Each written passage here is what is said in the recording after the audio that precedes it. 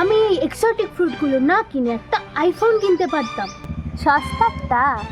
এই ফলগুলোর মধ্যে বেশিরভাগটাই না কোনোদিন আমি দেখেছি না খেয়েছি। আর সবার প্রথমে খাবো এই 20 টাকার চিকু মানে সবেদা, যেটা খেতে এত মিষ্টি মানে চিনির থেকেও মিষ্টি। তাই এটা আমার পছন্দের ফলগুলোর মধ্যে একটা। কিন্তু এর থেকেও দামি ফলগুলো খেতে কেমন হবে সেটা দেখার জন্য আমি এখন খাবো এই 60 টাকার কিউই, যেটা এতই টক ছিল মানে এটা টকে তেঁতুলকেও হার মানিয়ে দেবে। আর এইবার পালা এই 2000 টাকা কিলো ব্লুবেরি মানে বড়লোকি ফল। কিন্তু এটা খাওয়ার পর আমি বুঝলাম এটাতে কি এক্সোটিক, এটা তো একদম সিম্পল মানে বাজনার থেকে খাজনা বেশি।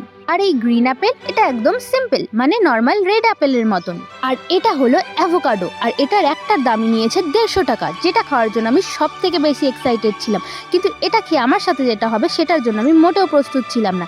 এক টুকরো অ্যাভোকাডো মুখে দেওয়ার পরই আমার গলা সেটাকে পেটে পৌঁছাতে অস্বীকার করে দিল। মানে একটা ফল এত বাজে কি করে হতে পারে? ছি, এটার দাম এত বেশি।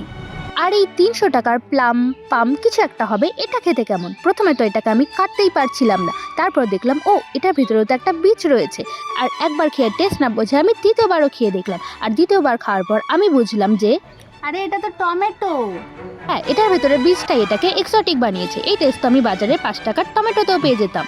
আর এইবার পালা এই ফলটার, যেটা কিনতে গিয়ে আমি বাকি ফলগুলো কিনে নিয়েছি। সেটা হলো এই 100 টাকার জাপানিজ পার্সিমন, যেটা সোজা জাপান থেকে এসেছে। আর এটা খাওয়ার আগে আমি ঠাকুরকে বলছিলাম অন্তত এই ফলটা যেন খেতে ভালো হয়। কিন্তু আমার এই আম জাম কলা খাওয়ার মুখে এই জাপানিজ পার্সিমনের টেস্ট ঠিক বুঝতে পারছিলাম না। আমি কনফিউজ, কখন এটা আমার ভালো লাগছে তো কখন এটা খারাপ। আর এইভাবেই নিজের সব টাকার শ্রাদ্ধ করার পর আমি বুঝতে পারলাম এইভাবেই চলতে থাকলে কালকেই আমি গরিব হয়ে যাব। এবার তোমরাই পারো আমাকে এই গরিব হওয়া থেকে বাঁচাতে, তাই তাড়াতাড়ি সাবস্ক্রাইব করো।